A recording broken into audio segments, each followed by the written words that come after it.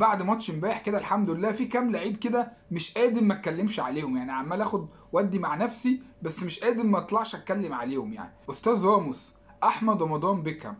احمد رمضان احنا جايبينك عشان تطلع بالكوره، انت طلعت روح ابونا، انت مفيش حاجه بتعملها صح، البيلد اب مفيش يا معلم، التغطيه زي الزفت، واقف بتحنكش بالكوره، قراراتك كلها غلط. انت ايه يا معلم؟ مالك يا معلم؟ في ايه يا معلم؟ هو انا جايبك ليه؟ ده انا جايبك عشان تنقذني. انسى بقى موضوع عبد المنعم اللي انت حاطه في دماغك ده، والعب لعبك يا حبيبي عشان تفوق. انت من بعد ما شلت دماغك ما فرقتش على فكره، اوعى لما شلت الحته الصفراء اللي فوق دي هتتغير. انت ادائك يا معلم كارثي، مصيبه في خط الدفاع. عم الناس، سيد الناس، كوكا، انا عارف ان ده مش مكانك ولا وسط الملعب مكانك يا معلم. انت فين مكانك؟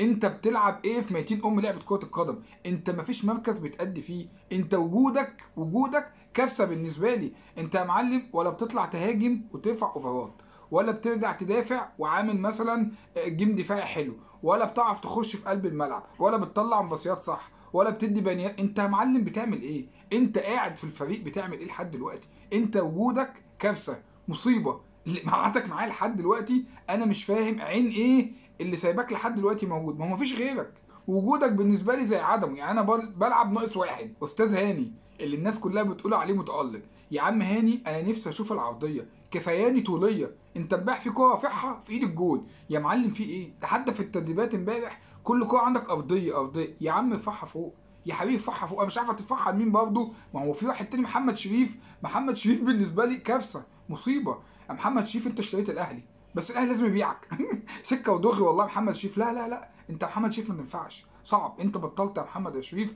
وجودك برضه في الاهلي كارثه. انا مش عارف انا عايز اكسب ازاي وعندي كل الناس دي كلها. وطالما بقى جينا عند الهجوم بيجيب لك جراديشار. ايه يا جراديشار؟ في ايه يا حبيب مالك؟ ده احنا قلنا سنك صغير 23 سنه ولا 24 سنه والمستقبل جاي، انت مش موجود. انت بقيت تفكرني بصلاح محسن اللي هو مهاجم محطه. لا لا لا لا لا، انت فين يا ابني؟ فين الضغط اللي بتعمله؟ فين رجوعك انك تستلم الكوره؟ فين الحاجات دي كلها؟ مفيش يا جدعان خالص يا جدعان. ده وسام عراكو فضحكوا. استاذ ديانج اللي حبيبنا من اجله في كاس العالم عشان يلعب، انت لسه هناك لحد دلوقتي ما جيتش. انت ما جيتش معانا من كاس العالم. في ايه يا ديانج؟ شاغل بالك بايه يا حبيبي؟ بتجديد بتمديد؟ انت مش انت خالص، عمال تلف وتجري بدون اي 30 فايده. خيل، انا معايا خيل عمال يجري بس رايح جاي رايح جاي، مفيش. والحمد لله اللي امبارح مروان بدأ عنك لان الواد يستحقها بصراحه. انت وجودك دلوقتي صعب ان تلعب على مروان. شوف بقى، انا كنت الاول بقول ايه؟ بقول ديانج ده تحطه وتبني عليه الفريق. لا العكس، فوق يا ديانج، انت محتاج تفوق شويه. محمد علي بن رمضان انت برضه نفس الفكره، انت لسه ما جاتش معانا من بره. انت فين يا معلم؟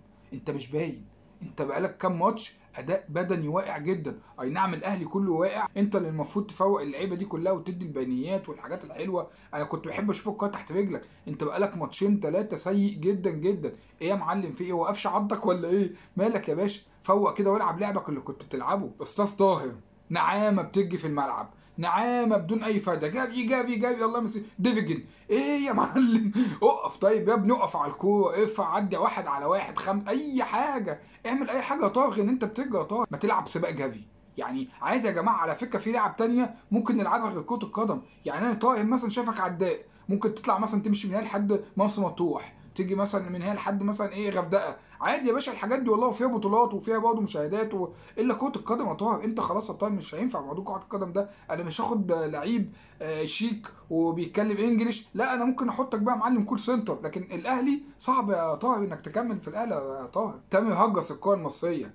عم عمر كمال حبيب قلبي. عمر يا كمال نفس الفكره يا جدعان. والله العظيم في حاجات تانية ممكن تتمارس غير كره القدم. ممكن تلعب شيش، ممكن تلعب مثلا ووتر بولو. انا حاسك بتحب تعمل تان برضه، والموضوع عندك محمي شويه. يعني في العاب تانية يا عمر يا كمال ليها برضه جماهير وممكن تتلعب برضه غير كره القدم. انت مالكش في كره القدم يا عمر يا كمال. انت اللي جايبك ظلمك. وجودك في الملعب ده ظلم، ظلم. حتى الواحد ممكن يقعد دكه. مش عارف انا امبارح بتعمل ايه. الكوره جايه لك المفروض تخش وتطلع بيها قدام، تعملها رفعه، تعمل اي حاجه، وقفت حوالين الكوره بطريقه غريبه، عمال تلف حوالين نفسك، في الاخر قمت مرجعها ورا لما الناس زمت عليك. لا لا يا عمر يا كمال، انت مش لاقي نفسك في كره القدم، ما تظلمش نفسك اكتر من كده وما تظلمناش معاك يا اخي. يا جماعه احنا بنطلب المستحيل من فرقه زي كده انها تنافس وتخش بطولات بجد. والله يا جماعه احنا ضاغطين دي على الناس جدا. هو مش ذنبكم انا عارف ولا ذنبنا اللي الاداره تدخلنا الموسم دوت من غير هجوم ومن غير باك شمال ومن غير دفاع، من غير كل الحاجات دي كلها، ومن غير باك يمين برضه. مهاني برضه محتاج له على الاقل 2 باك يمين ويقعد هو كمان تاني ولا تالت.